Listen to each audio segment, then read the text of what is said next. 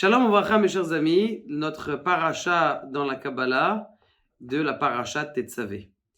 Eh bien, aujourd'hui, nous allons essayer de développer un sod, un secret qui a été donné par le Harizal. Malheureusement, à cause de ce secret-là qu'il a dévoilé, eh bien, il a perdu son fils.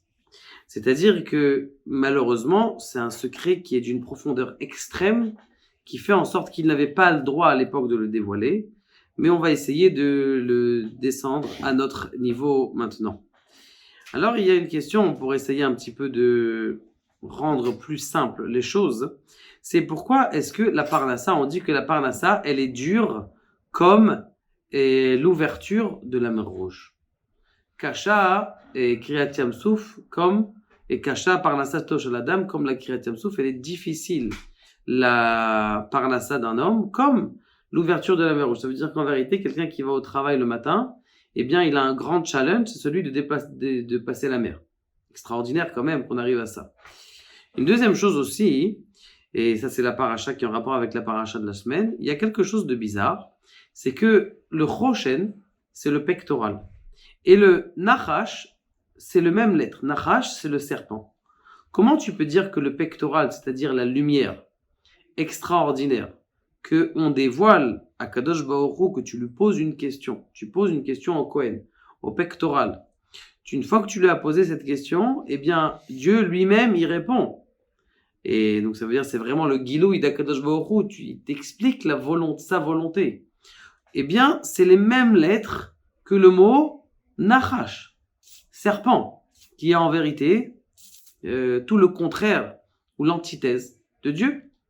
Donc, comment c'est possible que les deux, ils ont les mêmes lettres? Et on va voir que Béhémet, il y a un rapport. Juste entre parenthèses et en introduction, c'est important de savoir que dans le pectoral, il y avait deux parties. Il y avait le tablier du pectoral et le choshen. On va voir exactement quel est le niveau spirituel de différence entre les pierres précieuses elles-mêmes et le pectoral, et le tablier de ce pectoral-là. La troisième question, on l'a déjà posée, c'est donc pourquoi est-ce que les lettres du Nachash, eh bien c'est Choshen. Donc en vérité, c'est deux questions. Baruch Hashem. Maintenant, pour essayer de répondre à ça, eh bien il y a une Gemara qui est très profonde. Et c'est de ça que le Harizal, il a eu peur de le dire. Et en fin de compte, il a dit, mais malheureusement, il a dit juste après Baruch Dayan Emet. Et il y a dans la, comment on appelle ça, dans la forêt, il y a des cerfs. Maintenant, une sorte de cerf, ce qu'on appelle Ayala, qui est Ayal Tarog Alafikemaim, eh bien, ce cerf, Madame cerf, lorsqu'elle accouche, elle a beaucoup de difficultés à accoucher. Pourquoi est-ce que Madame cerf a beaucoup de difficultés à accoucher? Eh bien, tout simplement parce que,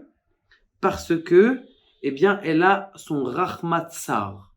C'est-à-dire que son utérus est tellement petit qu'elle a du mal à sortir le bébé. C'est très difficile maintenant. Ce qui se passe, c'est que quand le bébé il a du mal à sortir, quand l'enfant il a du mal à sortir, ça met en sakane à la mère. Ça veut dire que la mère elle veut le sortir, l'enfant il veut pas sortir ou il n'arrive pas à sortir. Alors aujourd'hui, qu'est-ce qu'on fait? On fait une césarienne. Mais à l'époque, césarienne, ça a été inventé qu'à partir de César, d'où le mot césarienne. Donc a priori, c'est pour ça que Kadosh Baruch Hu, il a fait dans la nature que pour que cette femme, ce cerf, il puisse accoucher, eh bien, il a une péridurale mine de la nature. Il y a un serpent qui vient et qui pique ce cerf-là. Et lorsqu'il a piqué cet ayala-là, eh bien, l'enfant, il peut sortir. Dans la Gemara de Masechet Baba Batra, il est marqué que elle fait exprès d'accoucher dans l'air, et le bébé, il tombe par la falaise.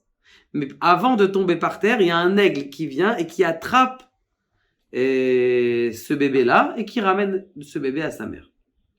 Donc bien sûr, il y a ici des choses qui sont cachées, des secrets qui sont cachés, d'essayer de comprendre qu'est-ce que ça veut dire ce inyan-là. Le Harizal, il voulait développer ça pour expliquer que l'ouverture de la mer Rouge, elle était très difficile pour le Ham Israël. Elle était très difficile pour Dieu, très difficile pour le Ham Israël. Pour Dieu, ça veut dire pour qu'Akadosh Baruch Hu, il développe le Klal Israël. Pourquoi? Parce que le Klal Israël n'était pas encore apte à sortir. Mais il était obligé de sortir, parce que sinon il allait s'éteindre dans l'exil.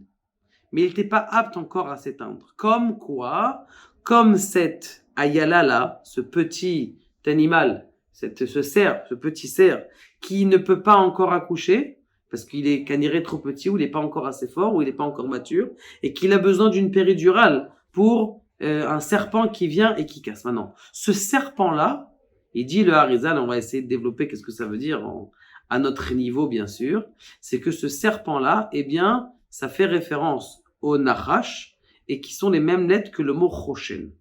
Avant d'expliquer ça, je voulais vous raconter une petite histoire, comme ça peut essayer de vulgariser généralement tout ce que les propos du Harizal. Était une fois, à l'époque de Purim, un monsieur qui était assez riche.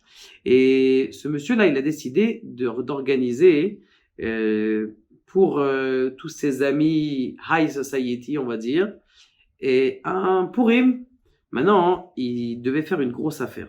Et c'est pour ça qu'il a fait ce Purim, il a organisé ce Purim-là, avec plein de gens, le maire de Texas, des grands patrons de société, et bien sûr, il a organisé les tables de façon à ce que tous les patrons de société, ainsi que tous les gens qui sont censés faire l'affaire, ils soient à la même table. Maintenant, il avait comment on appelle ça, cet homme-là, il avait un projet, on va dire, que son père lui avait donné avant qu'il meure. Il a dit, écoute mon fils, sache que dans ta vie, il faut que tu trouves un monsieur qui soit pauvre, perdu, comment on appelle ça, qui soit complètement à côté de la plaque, et que tu le rapproches, tu te prends pour lui, que ça soit pour toi un projet de le remettre sur pied. Et donc il avait un monsieur comme ça qui s'appelait Moshe. Et donc ce Moshe, il était vraiment Shlei Mazal, qu'on appelle ça, c'est-à-dire malheureusement complètement à côté de ses pompes. Et donc il est venu plus tôt, bien sûr, et il s'est mis à la table de cette high society. Il s'est mis à la table de high society. Très bien. Il s'assoit à la table et donc le Ba'alabayit, celui qui a invité et qui a organisé tout le banquet, il essaye de lui faire allusion doucement de bouger de la table, genre tu sais c'est pas ta place, c'est d'autres tables, il y a plein d'autres places. Mais bon, il n'arrivait pas, c'était un peu difficile, donc il s'assoit, le maire du Texas s'assoit, plein de gens comme ça, magnifique. Et il lui dit aussi, tu sais, en même temps, il avait son bouton de la chemise qui n'était pas fermé, ça faisait comme ça un peu son ventre qui sortait, ça faisait un peu chouma que tu te mets là. Donc il lui a fait un remède comme ça, et doucement, il s'assoit, il commence à manger, il commence à boire, vous savez comment ça Purim, il commence à faire des blagues un peu mal placées, et lui il commence à bouillir comme ça, tais-toi, arrête de pas montrer que t'es classe et tout ça. Il n'arrivait pas à le baser, il commence à prendre des salades, il salit un petit peu la chemise. Bon, ça commence pour lui, il sentait que c'était pas le bon jour et que ça. Bon, à la fin, il dit, écoute, Moshe, il lui dit dans l'oreille, Moshe, change de table, ça te dérange pas. Et donc, il se lève de table. Maintenant, ce qui se passe, c'est que quand il avait fermé son bouton de chemise, qui lui avait fait l'allusion, il a pris avec lui la nappe.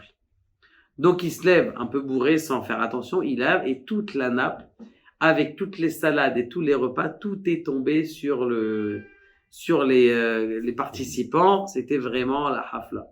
L'autre, il a dit, je vais investir la Seudat Purim, parce que c'est une ségoula pour la Parnassa, mais du coup, c'était sûr que l'affaire, elle est complètement bloquée. Bon, Malasot, Kol Made Avid Rahman Aletav, tout ce que fait Dieu, c'est pour le bien. Il se lève de table, il range la table, là, les gens, ils ont bien sûr tout kiffé, tout ça. Et le lendemain, il est à l'hôtel, il est resté dans la chambre d'hôtel pour la soirée, et il reçoit une lettre. Il reçoit une lettre de qui? De celui avec qui il fait l'affaire. Donc il s'est dit, c'est bon, c'est sûr que l'affaire, alors qu'elle était presque signée, c'est sûr qu'elle va partir. Ils ont écrit, il dit, écoute mon cher ami David, on pensait pas faire l'affaire avec toi.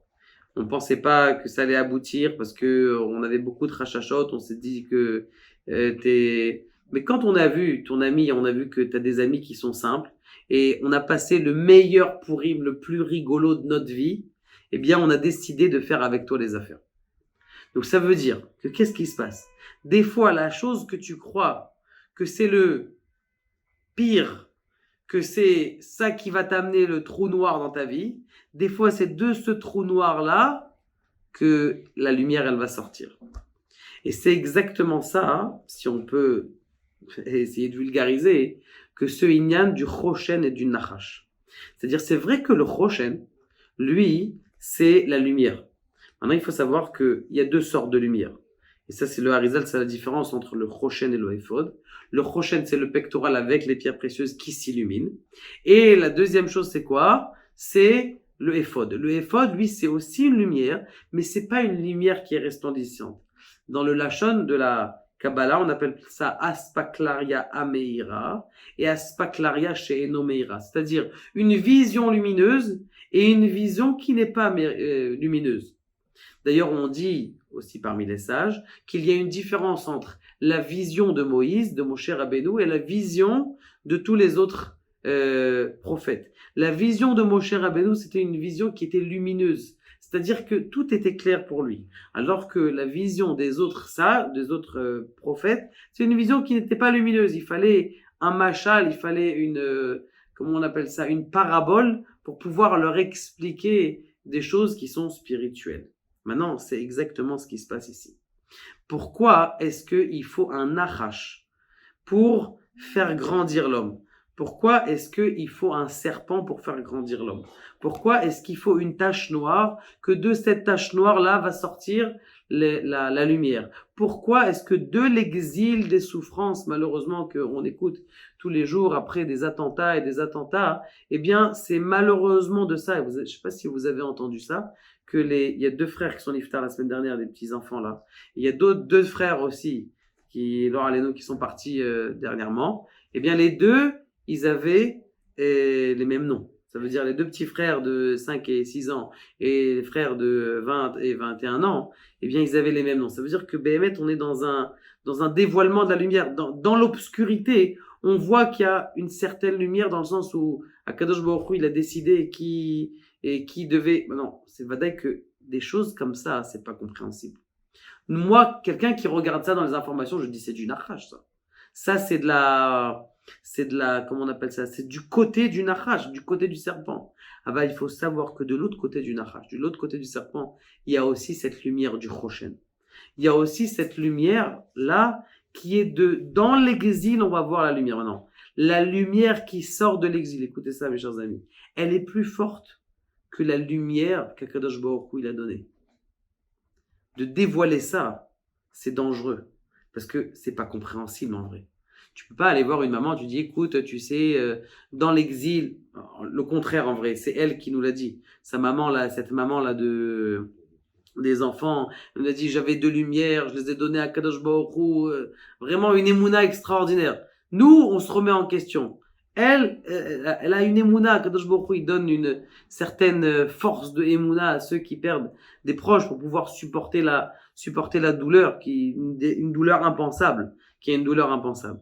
Donc c'est pour ça que Nachash et Choshen, en vérité, c'est les mêmes, parce qu'à l'intérieur de l'obscurité, et c'est d'abord dans l'exil qu'il y a la lumière. Maintenant, et la question qui se pose, c'est pourquoi alors, j'ai pas fini, c'est bidiouk ça dans la Parnassa.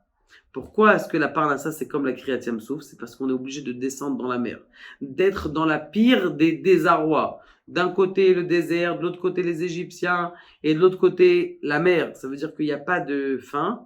Et là, le dévoilement, on rentre dans la mer, et là, le dévoilement d'Akadosh Baruch Hu, cette lumière extraordinaire qui va sortir de quoi? Du rechem, là, de cet embryon, de cet accouchement, de cette ayala. C'est-à-dire, dans la difficulté, il y a une épidurale, une péridurale qui se fait, il y a comment on appelle ça, un aigle qui vient, un dévoilement extraordinaire. Et ça, c'est pour, en vérité, la difficulté de l'exil, il vient pourquoi? Il vient pour accélérer la rédemption, pour accélérer la délivrance d'Akadosh Baruch Hu. Maintenant, une dernière chose, une dernière nekuda qui est importante, c'est comment ça se fait qu'Akadosh Baruch Hu, il a décidé qu'on passe par la pénombre pour aller vers la lumière. Pourquoi est-ce que c'est comme ça? Pourquoi est-ce qu'on est obligé d'arriver à ça? Alors, dans le livre de Rav Shalom Aroush, et que j'ai reçu dernièrement, qui est un livre, je ne sais pas s'il a été traduit ou pas, il s'appelle Etzadat. Et il dit comme ça, il dit quelque chose comme ça. Il dit que toute la raison pour laquelle on est passé par l'exil, c'est pour nous apprendre en vérité que même si tu as fait des mitzvot, même si tu as arrivé à un niveau, même si, en fin de compte, tu as besoin d'Akadosh Baruch Hu, de comprendre que même si, pourquoi est-ce qu'il y a des avérotes, par exemple, c'est pour t'enlever comment on appelle ça, ton orgueil. Tu dis, ouais, j'ai étudié de la Gemara pendant 2 heures. Ouais, mais bon, après, tu as fait une petite avéra comme ça. C'est-à-dire, ça t'enlève. Tu comprends qu'en vérité, devant Dieu, on est FS. On n'est rien du tout. Quelqu'un qui arrive à ça, à cette conscience, il est arrivé à la conscience du monde.